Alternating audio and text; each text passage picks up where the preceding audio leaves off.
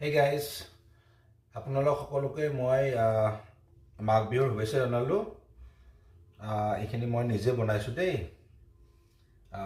মই কৈ আছোঁ এবিধকে। এইটো ব্ৰকলি কৰিছোঁ, বইল কৰি ফ্ৰাই কৰিছোঁ। এইটো আপোনাৰ বেচনত বেঙেনা ভাজিছোঁ, পাপৰ, আলু পিটিকা, এইটো আলু ফ্ৰাই কৰিছোঁ, চালাড, সৰু আলু আৰু আপোনাৰ গাজৰ ভাজি, টেঙা জলকীয়াৰ সৈতে দাইল আৰু গাহৰি মাংস, বেলেগ মই লোৱা নাই, আৰু ভাত 1 2 3 4 5 6 7 8 9 10টা আইটেম হৈছিলে টোটেল।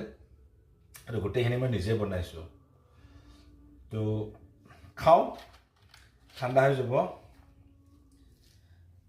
আপোনালোকৰো চাগে বেলেগ বেলেগ খানা বনাইছে আৰু ন?